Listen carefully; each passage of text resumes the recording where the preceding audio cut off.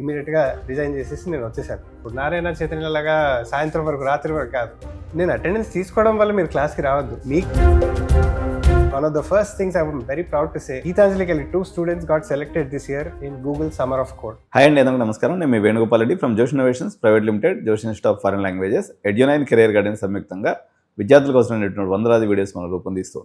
మనము ఇప్పుడైతే engineering అడ్మిషన్ల season ఉధృతంగా నడుస్తుంది. Parents different type of content కోసం యూట్యూబ్లో, ఇన్స్టాగ్రామ్లో, ఫేస్బుక్లో ఎతుకుతూ ఉన్నారు. ఈ పరిస్థితుల్లో జనరల్గా ఒక ఇంజనీరింగ్ కాలేజ్ గురించి మనం మాట్లాడేటప్పుడు ఇన్ఫ్రాస్ట్రక్చరు, ల్యాబ్స్ వగైరా ఎక్సెట్రా గురించి మాట్లాడతాం. కానీ ఇన్స్టిట్యూషన్ యొక్క బ్రెయిన్ ఎవరంటే ఆ ఇన్స్టిట్యూషన్ యొక్క లీడర్షిప్.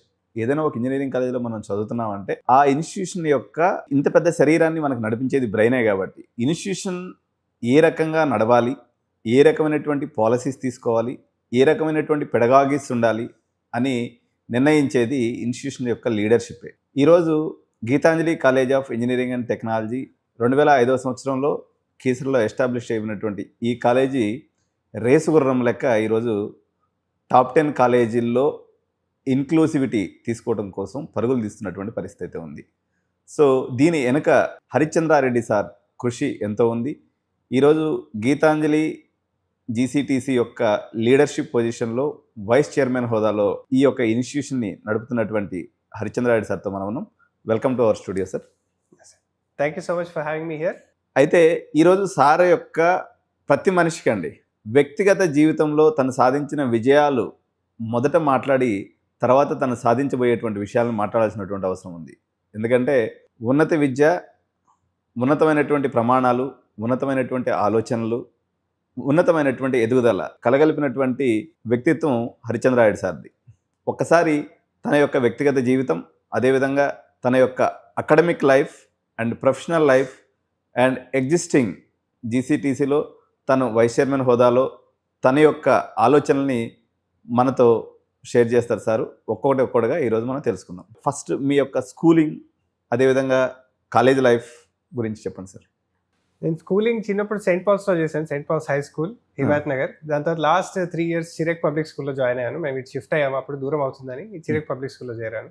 ఇంటర్మీడియట్ మాత్రం మళ్ళీ ఫస్ట్ రామయ్య అని అనుకున్నాం. అప్పుడు అందరు రామయ్యకి వెళ్తుండే, ఐఐటీ అని ఆల్రెడీ మైండ్లో ఉంటే రామయ్య కోచింగ్ అనుకున్నాము. కానీ లాస్ట్ మినిట్లో అప్పుడు ఫిడ్జీ కొత్తగా వచ్చింది, వాళ్ళ ఫిలాసఫీ బాగుండే, సో నేను ఫిడ్జీలో జాయిన్ అయ్యాను. అది నాకు బాగా వర్కౌట్ అయింది, ఎందుకంటే అది ఆఫ్టర్నూన్ వరకే ఉంటుండే మా క్లాస్. అప్పుడు నారాయణ చైతన్య లాగా సాయంత్రం వరకు రాత్రి వరకు కాదు. వాళ్ళు మధ్యాహ్నం 12:40 వరకు క్లాస్ అయిపోతుండే, నేను ఇంటికి 1:40 వరకు లంచ్కి అయిపోతుండే, ఇంటికి వచ్చేసి దాని తర్వాత నేను ఓన్గా ప్రాక్టీస్ చేస్తుండే. అది కొంచెం ఉండాలి, ఇట్లాంటి సిచ్యువేషన్లో ఓన్గా పనిచేసే వాళ్ళకే అది వర్కౌట్ అవుతుంది. అయితే నేను అది కొంచెంసేపు నేను చదువుకుంటుండే, రిలాక్స్ అవుతుండే. That was my life. ఆ కంటిన్యూస్ ఎఫర్ట్ వల్ల ఆ కృషికి ఫలితం వచ్చింది. ఆల్ ఇండియా ర్యాంక్ 1000 వచ్చింది. అప్పుడు జేఈలో నేను కంప్యూటర్ సైన్స్ నాకు తీసుకోవాలని ఎప్పటి నుంచో ఉండే. మా మదర్ కూడా ఇంజనీర్, సిబిఐటీలో ఎలక్ట్రానిక్స్ చేసింది. సో చిన్నప్పటి నుంచే తను నాకు ఆ engineering mind set, problem solving mind set సెర్లాక్తోనే పెట్టింది. అరౌండ్ 8 years ఆర్ లెసర్ ఉన్నప్పుడే నేను కంప్యూటర్స్ ఇంట్రడ్యూస్ చేసింది. టైపింగ్ కానీ, వర్డ్ కానీ, అప్పట్లో వర్డ్ స్టార్ అని ఉంటుండే, ఆ వర్డ్ స్టార్లో టైపింగ్ నేర్చుకుంటూ మెల్లగా ప్రోగ్రామింగ్ నేర్పించింది అంతే ముందే. సో నాకు కంప్యూటర్ సైన్స్ ఓరియంటేషన్ అప్పుడే ఉండే. దాని తర్వాత నాకు ఎనీవే కంప్యూటర్ సైన్సే కావాలని నన్ను ఈ చెన్నై, బాంబే ఇవన్నీ మంచి ఐఐటీస్ కాకుండా నేను అప్పుడు 7th ర్యాంక్లో ఉండే ఐఐటి గౌహటికి వెళ్ళాను కంప్యూటర్ సైన్స్ కోసం. ఓకే. అక్కడ వెళ్ళిన తర్వాత అక్కడ ఫ్యాకల్టీ కూడా, ఇన్ఫ్రాస్ట్రక్చర్ ఫ్యాకల్టీ వర్ డెఫినెట్లీ అమేజింగ్. అడిగి వెళ్ళిన తర్వాత ఓకే ఐఐటి ఎందుకు ఇంత తోపు అంటే అక్కడికి వెళ్ళిన తర్వాత అర్థమైంది. వాళ్ళు స్ట్రక్చర్ ఆఫ్ ద కరిక్యులం కూడా ఎంత ఫండమెంటల్స్ మీద ఫోకస్ చేస్తారంటే, ఫస్ట్ ఇయర్ మల్టీ డిసిప్లినరీ అన్నీ చెప్తారు. కంప్యూటర్ సైన్స్ ఇంజనీర్ కూడా ఫిజిక్స్, కెమిస్ట్రీ, బయాలజీ కూడా ఉంటుంది ఫస్ట్ ఇయర్లో. ఆ డిఎన్ఏ, ఆర్ఎన్ఏ కూడా చదువుకొని అవి రాసాము. దాని తర్వాత సెకండ్ ఇయర్కి వచ్చేసరికి will get in to more of the core computer science subjects. అవన్నీ చదువుకొని వాళ్ళు ఎక్కడ కూడా అప్పుడు ప్రోగ్రామింగ్ ఎక్కడ నేర్పారు. ఒక డేటా స్ట్రక్చర్స్ కోర్స్ ఉంటుంది అంతే. దాని తర్వాత ఒక సాఫ్ట్వేర్ ఇంజనీరింగ్ కోర్స్ ఉండే, అక్కడ అందులో మేము జావా నేర్చుకోవాల్సి. వాళ్ళు క్లాస్లో ఎప్పుడు చెప్పరు, మీరు ఈ కోర్స్ జావాలో చేయండి అని చెప్పాడు సార్. అంతే, మేమే నేర్చుకొని మేమే ఇంప్లిమెంట్ చేస్తే జావాలో ప్రోగ్రామ్స్ రాసుకుంటూ చేసాం. దానివల్ల నాకు ఇంపార్టెంట్ లెసన్ అక్కడ నేర్చుకుంది ఏంటంటే, దీస్ ఇన్స్టిట్యూషన్స్ అవి ఏదో ట్రైనింగ్ ప్రోగ్రామ్ లాగా కాదు, ఫండమెంటలీ ఒక ఇంజనీరింగ్ మైండ్ సెట్ క్రియేట్ చేస్తుంది మనిషిలో. ఏంటంటే the ability to learn new things, అది ఫస్ట్. కొత్త విషయాలు మనంతట మనమే నేర్చుకునే కేపబిలిటీ క్రియేట్ చేస్తుంది. Second, problem solving. అంటే అది ఏ ఫీల్డ్లో అయినా కావచ్చు. ఒక పెద్ద ప్రాబ్లమ్ని తీసుకొని దాన్ని చిన్న చిన్న భాగాలుగా డివైడ్ చేసి ఫస్ట్ ఇది చేయాలి, దాని తర్వాత ఇది చేయాలి, దాని తర్వాత ఇది చేయాలని ఒక లాజికల్ థింకింగ్. అట్లా బ్రేక్ డౌన్ చేయకపోతే అమ్మో అంత పెద్ద ప్రాబ్లం మనకి ఎట్లయితుంది అనిపిస్తుంది. బ్రేక్ డౌన్ చేసిన తర్వాత అరే ఈ చిన్న స్టెప్పే కదా, ఇది ఈజీ అనిపిస్తుంది. ఆ స్టెప్ చేస్తే ఇంకో స్టెప్, అరే ఇది చేయొచ్చు అని ఆ మైండ్ సెట్ తీసుకొస్తుంది engineering. It is not just about learning some programming language or whatever. ఎందుకంటే అది ప్రోగ్రామింగ్ లాంగ్వేజ్ మారిపోతుంటాయి. అప్పట్లో అసలు మేము కాలేజ్లో ఉన్నప్పుడు రియాక్ట్ అనేది లేదు. దాని తర్వాత 10 ఏళ్ళ తర్వాత React was a standard. MERN stack, MEAN stack అన్ని ఎట్లా వచ్చేసాయంటే రియాక్ట్ అందరికీ ఇండస్ట్రీలో అందరూ అదే వాడుతారు. అది మళ్ళీ 10 ఏళ్ళ తర్వాత ఉంటుందంటే మనకు తెలియదు. టెక్నాలజీ ఎప్పుడు మారుతూనే ఉంటుంది. మనం ఫాస్ట్గా టెక్నాలజీని నేర్చుకుంటూ మారుతూ ఉండాలి. ఇప్పుడు నేను కాలేజ్ పాస్ అవుట్ అయ్యి 15 ఏళ్ళు అయింది మొత్తం. దాని తర్వాత ఇప్పుడు ఏఐ మొన్న వచ్చింది. నేను మళ్ళీ మన కోర్స్ జాయిన్ అయినా ఆన్లైనే కదా, అంతా సెల్ఫ్ లెర్నింగ్. అంతే ఏఐ అంతా నేను సెల్ఫ్ లెర్నింగ్తో నేర్చుకుంటున్నాను. అందరి విద్యార్థులకి that is the most important skill that engineering gives you, to be dynamic, adaptable. కాలం ఎలా మారినా మనం కూడా దాంతో అడాప్ట్ అయ్యేటట్టు ఉంటే, కాలం ఎలా మారినా మనం ఆ కాలంతో మారగలిగితే అప్పుడు మనకి ఏ దోకా లేదు, ఏ టెన్షన్ తీసుకోవాల్సిన అవసరం లేదు. కొత్త టెక్నాలజీ ఏమొచ్చినా, లే ఆఫ్స్ ఏమైనా మనకి ఏం కాదన్న కాన్ఫిడెన్స్ ఉంటుంది. మీ ఐఐటి గౌహతి జర్నీలో ఒక memorable points which carried away to GCTC ఏం చూశారు సార్? అక్కడ నుంచి ఏం పాలసీస్ని మీరు ఇక్కడ దాకా తీసుకొచ్చి ఉంటారు? ఆ యొక్క ఇంపాక్ట్ జీసీటీసీ అడ్మినిస్ట్రేషన్లో మీకు ఏ రకంగా హెల్ప్ అవుతుంది? నాకు ఐ విల్ సే 2 పాయింట్స్. ఒకటి, అప్పుడు మా director doctor Gautam Barwa sir ఉండే. ఆయన కూడా చాలా విజనరీ అండ్ మంచి ప్రొఫెసర్ ఉండే. ఆయన ఒకటి ఏం చెప్పాడంటే, మాకు అప్పుడు ఐఐటీలో మ్యాండేటరీ అటెండెన్స్ ఉంటుంది యాజ్ యూజువల్. కానీ ఆయన క్లాస్లోకి వచ్చి అప్పుడు చెప్తుండే, అటెండెన్స్ తీసుకుంటాను ఎందుకంటే పాలసీ ప్రకారం తీసుకోవాలి, నేనే పెట్టిన పాలసీ అది అని. బట్ ఆయన అప్పుడు ఒకటి చెప్పారు, నేను అటెండెన్స్ తీసుకోవడం వల్ల మీరు క్లాస్కి రావద్దు, మీకు ఇంట్రెస్ట్ ఉండి మీరు క్లాస్కి రావాలి. అది నాతో స్టిక్ అయింది. సో స్టూడెంట్స్కి అది ఇంట్రెస్ట్ కల్పించాలి, వాళ్ళకి ఆ క్లాస్తో ఉపయోగం ఏంటి అనేది వాళ్ళకే అర్థం కావాలి.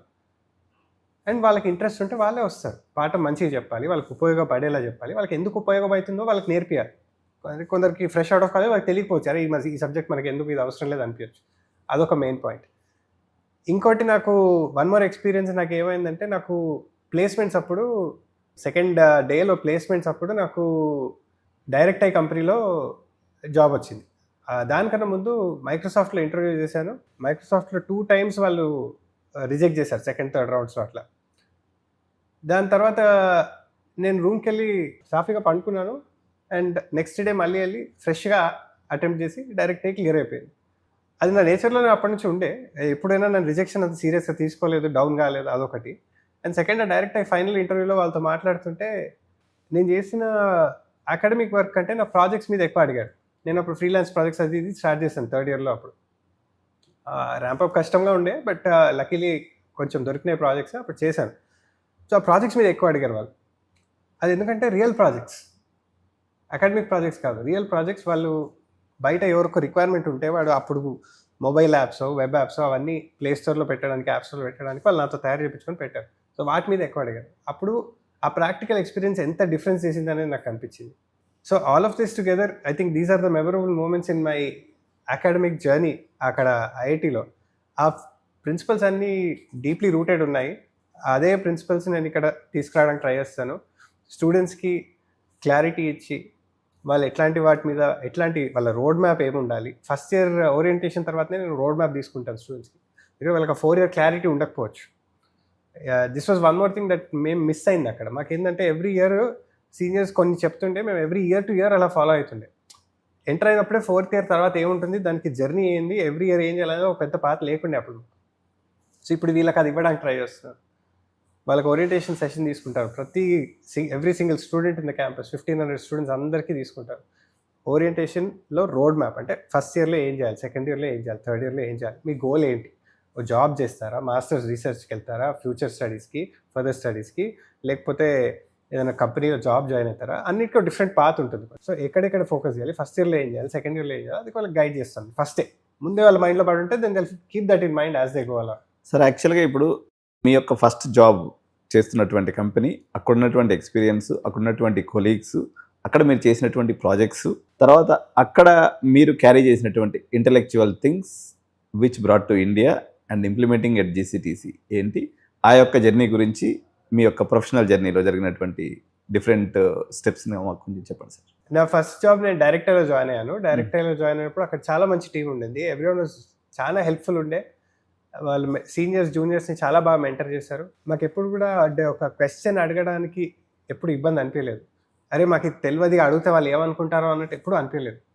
మాకు తెలియకపోతే ఇది వాళ్ళ సీనియర్ని పిలిచి సరే మాకు తెలియలేదు, మాకు ఇది తెలీదు, ఇది ఎట్లా చేయాలని అడిగితే మా సీనియర్ అయినా వాళ్ళ సీనియర్ అయినా మేనేజర్ అయినా ఎవరైనా దిగొచ్చి మాతో కూర్చొని ఇది ఇలా చేస్తారని మాకు చూపిస్తుండే. ఆ లెర్నింగ్ ఎన్వైరన్మెంట్ స్టార్టింగ్లో చాలా హెల్ప్ అయింది డైరెక్టర్.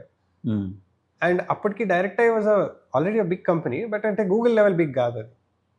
సో అట్లాంటి కంపెనీస్లో ఉండడంతో ఏంటంటే కొంచెం ఓనర్షిప్ ఉంటుంది. వర్క్ టేక్ ఓనర్షిప్ అంటే ఆ ప్రాజెక్ట్లో ఏమవుతుంది, ఆ ప్రాజెక్ట్ ఎక్కడికి వెళ్తుంది, దాని ఇంపాక్ట్ ఏంది, దాని కోడ్ ప్రతి లైన్ మన చేతిలో ఉంటుంది, మనకు కనిపిస్తుంటుంది. అండ్ చాలా రెస్పాన్సిబిలిటీ ఉంటుంది. దాంతో నేర్చుకోవడం ఎక్కువ అవుతుంది. You learn much more. చాలా నేర్చుకొని అంతా తెలుస్తుంది. దాని తర్వాత 4 years తర్వాత నేను గూగుల్కి వెళ్ళాను. So I could see the difference. ఏంటి డిఫరెన్స్ కనిపించింది సార్ అది? ఆ development life cycle and development environment అన్నీ డిఫరెంట్ ఉంటాయి. గూగుల్లో ఇయర్స్ తరబడి ఇన్ఫ్రాస్ట్రక్చర్ డెవలప్ చేసుకున్నారు. సో అది వాళ్ళకి ప్లస్ అయింది. చాలా ఫాస్ట్గా డెవలప్మెంట్ చేయొచ్చు. కొన్ని థింగ్స్ అన్నీ ఇక్కడ మాన్యువల్గా ఏవైతే చేస్తున్నామో అవన్నీ ఫాస్ట్గా అయిపోయాయి గూగుల్. ఎందుకంటే వాళ్ళు ఆల్రెడీ అదంతా ఆటోమేట్ చేసి పెట్టేశారు. అదొకటి. ఎక్స్పీరియన్స్ ఇంజనీర్స్ ఉంటుండే, చాలా ఎక్స్పీరియన్స్ ఇంజనీర్స్. సో వాళ్ళందరూ కూడా ఇంకా డీపర్ లెవెల్ క్వశ్చన్స్ మీద గైడ్ చేస్తుంది. అంటే జస్ట్ ఏదో కోడ్ రాసి పని చెప్పడం కాదు. ఈ కోడ్ ఇలానే ఎందుకు రాయాలి, వేరేలాగా ఎలా రాయచ్చా, ఇలా రాస్తే ఏంటి, అలా రాస్తే ఏంటి, ఆ రెండింటికి కంపారిజన్ ఏంటి, 100 ఉంటాయి. ఇదంటే నేను ఎందుకు చెప్తున్నానంటే ఇప్పుడు దోస్ కైండ్ ఆఫ్ థింగ్స్, అలాంటి కంపారిజన్, ఆ deeper questions are becoming much more important today in the AI era. AI వచ్చి కోడ్ రాసేస్తుంది మనకి. అట్లాంటప్పుడు మన పని ఏంటి అంటే ఇంకొంచెం నెక్స్ట్ లెవెల్కి వెళ్ళడం. ఆ డీపర్ అండర్స్టాండింగ్ కావాలి, higher level thinking, systems thinking అంటారు. సో అవన్నీ నాకు ఆ గూగుల్లో నేర్చుకున్నాను. ఆ గూగుల్లో కూడా మంచి ఎన్వైరన్మెంట్ ఉంటుంది. వాళ్ళ కల్చర్ చాలా బాగుంటుంది. అందరూ ఎవరి వాళ్ళు హెల్ప్ చేసుకుంటారు, ఎవరు సెల్ఫిష్ ఉండరు, టైం ఇస్తారు, మంచి టీం ఉంటుంది. ప్రాజెక్ట్స్, గ్లోబల్ ప్రాజెక్ట్స్ అన్నీ ఇక్కడ ఉండి మేము యూరోప్ వాళ్ళతో, యూఎస్ వాళ్ళతో కోఆర్డినేట్ చేసుకుంటూ పనిచేసేవాళ్ళం. కానీ కొన్నిసార్లు అక్కడ డిఫరెన్స్ ఏముంటుందంటే మేబీ మనం చేసే పనిది డైరెక్ట్ ఇంపాక్ట్ మనకు కనిపించకపోవచ్చు. అంత పెద్ద మిషన్లో చిన్న కాగ్లాగా ఉంటాం మనం. ఇక్కడ తిరిగితే ఏంటి, తిరగకపోతే ఏంటి అన్న ఫీలింగ్ వస్తుంది అప్పుడప్పుడు. ఓకే. సో గూగుల్ తర్వాత సార్ నెక్స్ట్? గూగుల్ తర్వాత అట్ దట్ పాయింట్ నేను ప్యారలీ this was another thing that I carried forward with me all the time. నేను ఆన్లైన్ ఏదో ఒక కోర్స్, ఏదో ఒక కొత్త సబ్జెక్ట్ నేర్చుకుంటూనే ఉంటాను కంటిన్యూస్గా. That is in my nature and I think that అందరూ అది చేయాలి త్రూఅవుట్ యువర్ లైఫ్. కొత్తవి నేర్చుకుంటూనే ఉండాలి ఏదో ఒక థింగ్. మీకు ఏది ఇంట్రెస్ట్ ఉంటే దానిలో క్యూరియస్ ఉంటారు కదా, దాని గురించి నేర్చుకోండి. మీకు ఫోటోగ్రఫీ ఇంట్రెస్ట్ అయితే ఫోటోగ్రఫీ నేర్చుకోండి, ఫోటోగ్రఫీ కోర్స్ చేయండి. గేమింగ్ ఇంట్రెస్ట్ అయితే గేమ్ డెవలప్మెంట్ నేర్చుకోండి, కొత్త గేమ్స్ ఎలా తయారు చేయాలో నేర్చుకోండి. అట్లా ఏదో ఒకటి ఉంటుంది. నాకు అప్పుడు సడన్గా మధ్యలో మా కొలీగ్, డైరెక్ట్ లైన్లో ఉన్నప్పుడు ఒక కొలీగ్తో డిస్కస్ చేస్తూ ఫైనాన్స్ అంటే నాకు ఎప్పటి నుంచో ఇంట్రెస్ట్ ఉండే. మా ఫాదర్ కూడా కొంచెం అటు ఇటు స్టాక్ ఇన్వెస్టింగ్ చేస్తుండే. మా ఎల్డర్ బ్రదర్ కూడా ఒక ఆయన, హీ వాజ్ ఇన్ ఇన్వెస్టింగ్. అప్పటి నుంచే స్టాక్స్ గురించి ఇంట్లో డిస్కషన్స్ చేస్తుండే. సో నాకు కూడా క్యూరియస్ ఉండే to study that. So financial engineering or quantitative finance అంటే మ్యాథమెటికల్ ఫైనాన్స్లో మ్యాథ్స్ అప్లై చేసి సిస్టమేటిక్గా పద్ధతితో ఎలా థింక్ చేసి మ్యాథ్స్తో ఎలా ఎక్స్ప్లెయిన్ చేసుకుంటూ చేయాలనేది ఇంట్రెస్టింగ్ ఫీల్డ్ అనిపించింది. కొన్ని ఆన్లైన్ కోర్సెస్ చేశాను. దాని తర్వాత నాకు ఇంట్రెస్ట్ ఎక్కువై దానివల్ల నేను గూగుల్ జాబ్ వదిలేసి యూఎస్కి మాస్టర్స్కి వెళ్ళాను, న్యూయార్క్కి, just to pursue masters MSc in financial engineering. అక్కడ వరల్డ్లో one of the top programmes is run by state university, city university of New York అని, గవర్నమెంట్ ఇన్స్టిట్యూషన్. బట్ అందులో ఈ programme is one of the best ranked in the world. Baruch MFE అంటారు. Not very expensive also. But వాళ్ళ దగ్గర చేసిన తర్వాత the output అందరు వెళ్ళి top hedge funds, top banks, top trading firms in the world అని కొడితే ఏవైతే లిస్ట్ వస్తుందో వాళ్ళ అలుమ్నై అందరూ అక్కడ ఉంటారు. సో నేను కూడా బరూక్ జాయిన్ అయ్యాను. 1.5 year ప్రోగ్రామ్, చాలా మంచి ప్రోగ్రామ్, వెరీ ఎక్స్పీరియన్స్ ప్రొఫెసర్స్. అది ఫైనాన్స్ ప్రోగ్రామ్, మ్యాథ్స్ స్కూల్ వాళ్ళు నడిపిస్తారు. సో అట్లాంటి ప్రోగ్రామ్ అది. It is in the maths school, not in business or anywhere else. So ఆ మ్యాథ్స్ వాళ్ళు నడిపించిన ప్రోగ్రామ్ అది. అక్కడ మంచి ఇండస్ట్రీ ఎక్స్పీరియన్స్ ప్రొఫెషనల్స్ ఉంటారు. That was also one more learning. ఇక్కడ జీసీటీసీలో నాకు ఇన్కార్పొరేట్ చేయాలని ఉన్నది. A lot of the faculty అక్కడ ఇండస్ట్రీకి వస్తుంది. మేము న్యూయార్క్లో ఉన్నాం కదా, చాలా మంది అక్కడే బ్యాంక్స్లో, హెడ్జ్ ఫండ్స్లో, ట్రేడింగ్ ఫర్మ్స్లో న్యూయార్క్లో ఉంటాయి, ఫైనాన్స్ క్యాపిటల్ అంటారు. సో అక్కడ వాళ్ళు మార్నింగ్ టు ఈవినింగ్ పనిచేసి మాకు ఈవినింగ్ క్లాసెస్ పెడుతుండే. వాళ్ళు ఈవినింగ్ వచ్చి మాకు చెప్తుండే సో ఆ ఇండస్ట్రీ ఆయన చెప్పింది డైరెక్ట్లీ రెలవెంట్ ఉంటుండే, అది థియరిటికల్గా కాకుండా much more relevant, direct application of the concept. అంటే ఆ కాన్సెప్ట్ని తీసుకెళ్ళి మేము పాస్ అవుట్ అయిన తర్వాత ఎలా ఉందో అలానే అప్లై చేస్తాం అంతే. మళ్ళీ నెక్స్ట్ ఇంకేదో దాని మీద ర్యాపర్ లేకపోతే ఇది ఉట్టి చదువుకోవడానికి కానీ పనికిరాదు అన్నట్టు అలా కాకుండా డైరెక్ట్ రెలవెంట్ కాన్సెప్ట్ చెప్తుండే. సో అట్లాంటి ఇండస్ట్రీ ఎక్స్పీరియన్స్ నుంచి నేర్చుకొని దాని తర్వాత ఏక్యూఆర్ క్యాపిటల్ మేనేజ్మెంట్లో ఇంటర్న్షిప్ వచ్చింది. దాని తర్వాత వాళ్ళు ఫుల్ టైం కన్వర్ట్ ఇచ్చారు. దట్ వాజ్ అప్పట్లో it was the second biggest hedge fund. ఇప్పుడు అంటే వాళ్ళ ఫైనాన్స్ ఫర్మ్స్లో అన్ని అప్ అండ్ డౌన్ అవుతుంటాయి కాబట్టి ఇప్పుడు మేబీ టాప్ 5 టాప్ 10లో ఉండొచ్చు. బట్ అప్పట్లో ఇప్పుడు second biggest hedge fund in the world, $200 billion పైగా మేనేజ్ చేస్తుండే అప్పుడు. దానిలో క్రెడిట్ పోర్ట్ఫోలియోస్ మేనేజ్ చేసే టీంలో జాయిన్ అయ్యాను నేను. నా కంప్యూటర్ సైన్స్ బ్యాక్గ్రౌండ్ వల్ల నేను నేర్చుకున్న ప్రోగ్రామింగ్, పైథాన్ ప్రోగ్రామింగ్. అగైన్ మళ్ళీ ఎవరు కోర్స్ చెప్పలేదు, నేనే నేర్చుకున్నాను. సో పైథాన్ ప్రోగ్రామింగ్ యూజ్ చేసుకుంటూ వాళ్ళ సిస్టమ్స్ని ఆటోమేట్ చేయడం, బెటర్ చేయడం, అండ్ అలానే ఫైనాన్స్ యాంగిల్ నేర్చుకోవడం. అంటే ఒక పోర్ట్ఫోలియో ఎలా మేనేజ్ చేస్తారు, దానికి డిఫరెంట్ రిస్క్స్ ఎలా ఉంటాయి, ఆ రిస్క్స్ ఎలా ఆఫ్సెట్ అవుతాయి, how to think about money, investing, అవన్నీ అక్కడ నేర్చుకున్నాను. దాని తర్వాత అప్పుడు నేను కోవిడ్ టైంలో మా ఇండియా వచ్చేయాలని ఉండే. Anyway we never wanted to stay there. So we came back to India family మొత్తంతో. అప్పుడు ఇండియాకి వచ్చిన తర్వాత వాళ్ళకి ఇండియా ఆఫీస్ లేకుండే. So I couldn't work for them in India. అయితే ఇంకో కంపెనీ, ట్రేడింగ్ కంపెనీ జాయిన్ అయినప్పుడు, అది క్వాంటిటేటివ్ ట్రేడింగ్, అంటే మ్యాథ్స్ యూజ్ చేసి, ఆల్గోరిథమిక్ ట్రేడింగ్, మ్యాథ్స్ యూజ్ చేసి, ప్రోగ్రామ్స్ యూజ్ చేసి ట్రేడింగ్ చేస్తాం. సో అలా నా కంప్యూటర్ సైన్స్ ప్లస్ ఫైనాన్స్ రెండు కలిపి అక్కడ ఉపయోగపడింది. దాని తర్వాత అక్కడ 4 years చేసిన తర్వాత ఫైనలీ గీతాంజలి కాలేజ్కి వచ్చాను. At that point I felt, నేను అరే ఈ కంపెనీ కోసం ఇంత కష్టపడి పనిచేస్తున్నాను, నేను ఈ కాలేజ్లో పనిచేస్తే నా ఎక్స్పీరియన్స్ అంతా ఉపయోగించి ఈ స్టూడెంట్స్కి ఏమైనా హెల్ప్ చేస్తే, కాలేజ్కి ఏమైనా హెల్ప్ చేస్తే, వాళ్ళ కేపబిలిటీస్ చాలా ఉన్నాయి. స్టూడెంట్స్కి చాలామంది కేపబుల్ స్టూడెంట్స్ ఉన్నారు. వాళ్ళకి ఒకళ్ళకి, ఇద్దరికి, 5గురికి, 10 మందికి హెల్ప్ చేస్తే, వాళ్ళకి నేను రావడం వల్ల నేను ఇంత పని చేస్తే వాళ్ళకి ఇంపాక్ట్ ఉంటుంది, వాళ్ళ లైఫే మారిపోతుంది, నెక్స్ట్ జనరేషన్ అంతా మారిపోతుంది. అది నాకు ఆ కేపబిలిటీ ఉన్నప్పుడు నేను చేయాలి కదా అన్న థాట్ వచ్చింది ఒకసారి. అందుకని ఇమీడియట్గా రిజైన్ చేసేసి నేను వచ్చేసాను. And the best thing is, నేను వదిలేసి వచ్చిన తర్వాత నేను చేసిన కృషికి ఫైనలీ ఆ ఇంపాక్ట్ అనేది కనిపిస్తుంది. One of the first things I am very proud to say, గీతాంజలికి వెళ్ళి 2 students got selected this year in Google summer of code.